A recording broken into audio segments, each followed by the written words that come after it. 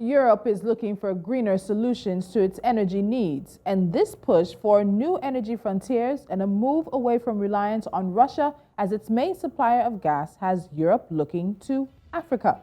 Can Africa take advantage of this, and does it make economic sense for the continent? And from this continental energy business discussion, we're back in Ghana as we look at the impact of inflation and the cedi's depreciation on SMEs. Crypto Watch has us in Zimbabwe, where the country is preparing to launch its own central bank digital currency. This is Business Edge. I'm Tolulokwe Adileru Balogun. African Business Headlines is up first.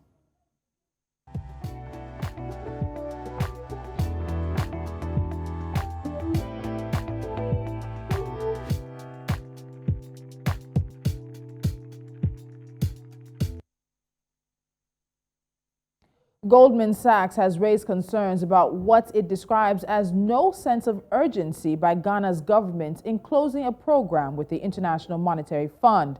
The U.S. Investment Bank argued that the delayed conclusion creates the risk of further deficit monetization by the Bank of Ghana, cedi depreciation, and a decline in foreign exchange reserves, implying that the macroeconomic outlook may deteriorate further in the near term. Ghana has given assurances that the IMF talks will continue from September. The Nigerian National Petroleum Company Limited is expecting 6 international oil companies to remit 442.37 billion naira this month as proceeds from the sale of domestic crude oil in May 2022. The NNPC explained that the money was made up of 8.887 million barrels of oil for May 2022 domestic crude payable in August, adding that the 6 companies were joint venture partners of the National Oil Company. The regional Rusumo Falls Hydroelectric Project, a joint venture by Rwanda, Tanzania, and Burundi, is 95% done, with completion set for November this year. The 80-megawatt project started in February 2012 to supply electricity to the 3 countries by December 2021, but was extended by 2 years following procurement flaws that increased its cost by over 20%. And according to Egypt's Prime Minister Mustafa Madbouly, an agreement on a fresh loan with the IMF is almost complete, suggesting that additional economic assistance may soon be on the way following a central bank leadership transition. An IMF deal has become key for the Arab world's most populous nation as it grapples with higher food and fuel import bills. Foreign portfolio investors have pulled more than $20 billion from the local debt market amid the conflict in Ukraine. And those are a few headlines we have for you at this time. When we come back, we'll get into our first conversation. Africa is the new energy frontier. What does that mean for the local population? And can we take advantage of this? The conversation after this.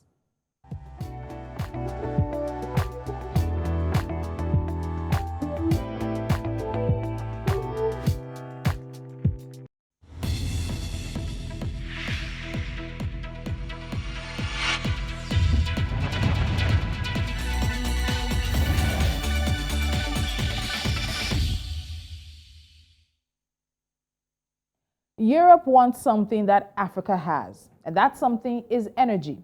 Europe is looking to the Sahara deserts in North Africa that at one time was thought could provide up to 15% of Europe's electricity needs. Most of the desert gets more than 3,600 hours of bright sunshine per year, and a wide area in the eastern parts has over 4,000 hours of bright sunshine per year. Europe is also looking to Africa as the new energy frontier, particularly for hydrogen, and in fact, green hydrogen at that. Green hydrogen has become an increasingly valuable resource in global energy markets as the pursuit of a more sustainable source of green energy future intensifies. Africa has one of the world's biggest potentials for producing hydrogen from low-cost renewable electricity. And by 2030, Africa could produce 80% of the new power generation it needs from solar, wind, hydropower, and other renewable energies. But there are a number of questions as to this plan and what it means for Africa's just energy transition and Africa's own energy needs. Joining me now from Bonn, Germany is Chigozie Nweke-Eze. He's the founder of Integrated Africa Power. He's also a research associate at the Institute for Advanced Sustainability Studies in Germany and a research fellow with the Center for the Study of the Economies of Africa. Chigozie, welcome to Business Edge. Thank you so much for joining me. Yeah, thank you so much for having me. I'm happy to be here. So let's start with a look at this conversation around renewable energy. And for many on the African continent, we just really seem to be warming up to it. We're not at the point where we see it massively across the continent in scale. So when it comes to renewable energies, which is what's going to leapfrog us into the next part of the conversation, is the cost still much more greater than the benefit for many of us across the continent? There are a lot of potentials for renewable energy development on the African continent. There are a lot of huge potentials for solar energy development, large-scale solar energy development. There's huge potentials for hydropower resource development. There are huge potentials for wind power potentials in some areas, and so on and so forth. And of course, the abundance of these resources makes the case for possible production of energy at relatively cheaper costs once you do your cost benefit analysis. So you have to compare different sources and see where it is feasible to develop energy, large scale renewable energy projects in a way that it benefits the country in question. So what I'm hearing from you is the potential, which means right now we haven't seen a lot of actualization. Am I correct? The actualizations we have seen a number of actualizations in a number of countries like Kenya, and other countries. But surely the actualizations we have seen so far is nowhere near the potentials that could be leveraged. So we still have a lot of work to do to match up with the potentials Okay. that we have. So this conversation is happening at a time where we're hearing phrases like a just energy transition or climate justice, and they've become very popular in the West as that part of the world has walked to work away, or whether walked to work away from the fossil fuels, but also putting pressure on Africa to keep its own fossil fuels, natural resources in the ground, which is what they use for the development of their own economy. So is there a way that Africa can be part of the transition process that doesn't hurt the continent's industrialization and economic growth? It is the responsibility, regardless of what is being said globally. It's important to listen to what is being said globally, but it's the responsibility of every country to check the feasibility of whichever energy system it chooses to develop, and whether there is a business case to it. If you look at most African countries, you will see business cases for renewable energy development in certain areas and regions, which you could develop easily with much lesser costs if you were to start afresh to develop another resources. And there are also, of course, places you would see the need to use fossil fuels, especially gas, in order to ramp up, especially industrial scale production of energy. And so, of course, it's for me, I see it as a very good balance. It's good. Of course, we have climate change, and this is happening. We also know that African countries do not emit so much or contribute so much to this climate change. But we also know that African countries are in a position to contribute to the drastic reduction of this if it is feasible for them. And of course, other countries in the world must also pursue their own decarbonization strategies. But for African countries, of course, economic growth and economic development has to be key in whichever decision they make. So they should have to find a very good balance between the pursuit of renewable energy development and climate mitigation, as well as economic growth, industrial growth, and economic development. So that looks like a formula that African economies are going to need to take into cognizance in the coming years. But another thing we're seeing a lot of is conversation around green hydrogen. And reading up on this, it's a very interesting place to be because green hydrogen is the consequence of renewable energies. It's a consequence of formulation and sort of basically what comes out through osmosis and all of that. But when we look at the prospects for green energy and green hydrogen in particular on the continent, what do you think it is, particularly for transforming Africa's energy sector? Green hydrogen emerged as a way of furthering energy transition. So, of course, in the pursuit of energy transition, that is huge, particularly climate mitigation and decarbonization. It got to know, it became clear that there are sectors, especially industrial sectors, where it was hard to decarbonize using primary source energies like solar and wind. So green hydrogen emerged as a way of actually helping to decarbonize these hard-to-abate sectors, large industries like cement, like steel, and also partly used in also aviation and shipping and the rest. So in that sense, yeah, green hydrogen can play a role and can make sense for African countries, especially those who produce this kind of um, um, industrial scale Okay. industries. Yeah.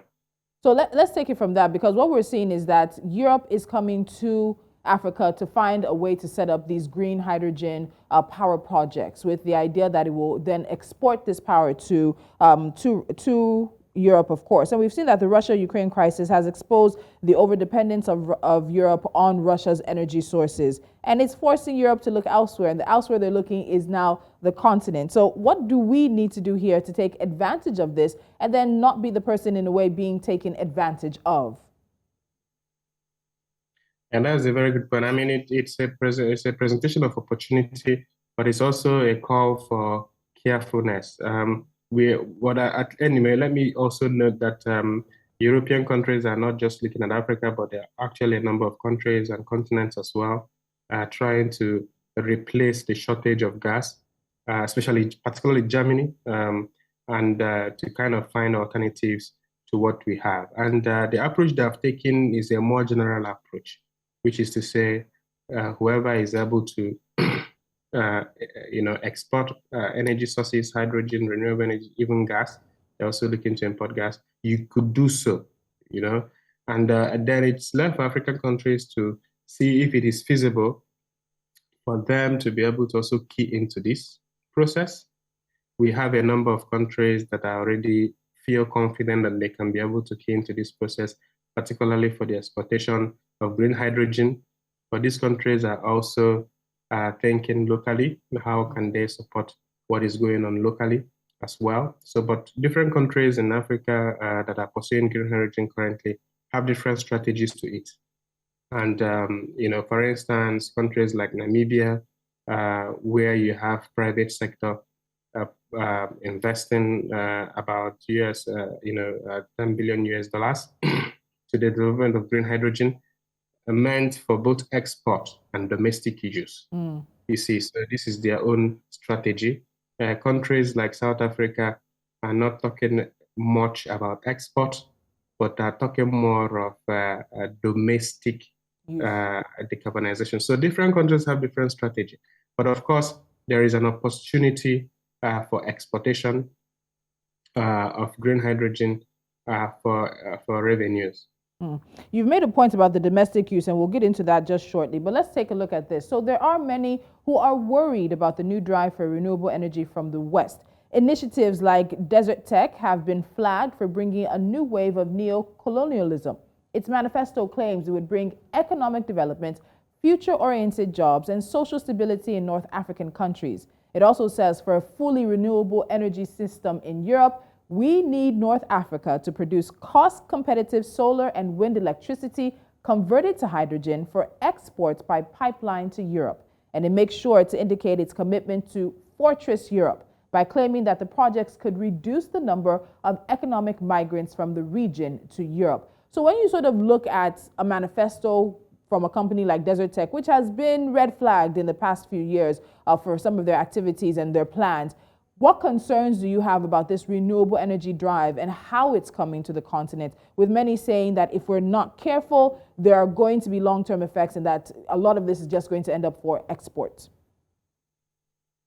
Desert Tech, as we know, started off with a number of mistakes, and this is why it also came to a failure. There are a lot of reasons why it came to fail. Number one was non-sufficient regard for local needs in the project and local stakeholder standpoint. Another point is some technical issues. and also some contractual issues. So of course, now that that project has died down, also some technical losses that were supposed to come up. Now that that project has died down, it's a question of then new future projects like green hydrogen projects with such intentions, but with different structure. How do they learn from these mistakes, or from these neglects, and to be able to then achieve something much more just and equitable between the partnering countries. So let's also look at the business case for what we have going on. So right now, Africa's energy consumption is low at about 180 kilowatt hours as the region's per capita consumption. But when you compare that with the U.S., it's about 13,000 kilowatt hours in the U.S. and 6,500 kilowatt hours in Europe. And there's a massive energy deficit that the continent faces. So many are questioning why we should even be looking at exporting energy or electricity in any form it may be when there's such a massive domestic need for it here. So can those two things exist side by side in a way that makes economic sense for the continent, or there should be a priority list with giving Africans the energy that they need for their homes, their businesses, and their economies taking priority over the potential of exports? Of course, yeah, domestic need takes priority, but it is also done with careful planning. And I think that there is a case to pursue both. It's possible to pursue both where it's feasible. But at the same time, we have to also know, for instance, that we're also talking of affordability, local affordability as well. There is a possibility to produce a certain kind of energy that wouldn't be very affordable in a particular country or region, but then it is exported and revenues is gotten, and then it can then be used for something else. This could be a case, but I think that a more feasible case in this scenario would be developing such kind of green hydrogen projects in a way that it also simultaneously provides the local energy access needs. I think that this can be pursued simultaneously. That you are balancing the grids while at the same time producing green hydrogen for export. If you look at the value chain for production of like green hydrogen, for instance, you see that it starts with development of large-scale renewable energy systems. So parts of the energy generated from these systems, of course, can be used directly to power the grid. And then some parts could then be exported. But we have to also not forget the question of affordability. So the question of affordability also helps in the decision of do we really want to export where it can be afforded and we make some money, or do we want to put in that burden of cost on the citizens of the country? So this is also this is a new factor in the equation. So I know you're not asking me that question, but you're leaving us with another question to consider in this conversation. So finally, Chigozie, there are three things we cannot deny. Africa needs electricity. That's one. Two, Europe needs electricity and energy as it may be. We interchangeably use those words. And then three, Africa does have the means of generating many energy types. So in the long run, when we look at this in short, medium, and long term, we've seen some of the amounts coming out. It's expected that in the UK, by January, electricity bills are going to hit upwards of £4,000. So there's definitely a demand there as well, and there's the potential for profit. But in the long run, what do you see with Africa when it comes to this new frontier? Everybody says it's Africa that's the new frontier for energy. It's Africa that's the new frontier for talent. But how do we take the best economic advantage of this demand? It starts by making sufficient planning. We have some gaps in the market currently, but how do we make sufficient planning as Africans to then contribute in closing this gap in a way that it benefits maximally the African countries? We also not forgetting our own needs of electricity. I think that Africa has enough capacity to produce much more than enough energy that it needs for its own countries and also to export. I think that this is feasible. It depends on the plan, and as well we need clearly a lot of foreign direct investment Such kind of energy pursuits would, of course, require partnership between the global north and global south, or some countries in the global north and African countries, which would then translate to foreign direct investments, in such projects, and with also so many other benefits. We know that energy is a critical element in the development of the country. Once we have more and more sufficient energy, this would translate, of course, to more industrial growth, economic development, and the rest. We also know that the construction of these energy projects, by the way, generate a lot of jobs, temporary and permanent jobs, particularly renewable energy systems, which are more centralized. So there are opportunities for pursuits of more energy projects, which can serve both local use and also export to gain more revenue. Just the same way that oil and gas is exported by some countries who do it well, and to gain revenue. In the same way, African countries can also utilize its huge potentials in renewable energy for domestic use and also to export some of them. All right, Chigozie Nweke-Eze, thank you so much. It's a conversation that will continue over time because we are at a point where the pressure is on, but Africa is resisting. We must be able to do this in a way that does not economically disadvantage millions of Africans or our economies. Thank you for your time today. You're welcome. Thank you so much. And Germany, for one, has been a country at the forefront of the EU's hydrogen strategy. It has already approached the Democratic Republic of Congo, South Africa, and Morocco to develop decarbonized fuel generated from renewable energy for export to Europe, and is also exploring other potential areas and countries particularly suited to green hydrogen production.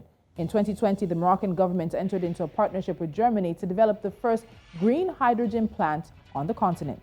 The World Bank is tracking some 12 projects in renewables across the continent and is expecting more. There are concerns, there are questions, there is potential, and of course, there's opportunity. Can Africa really take advantage of this new energy drive? It's a question we'll be looking to answer throughout the course of the year and into the years to come.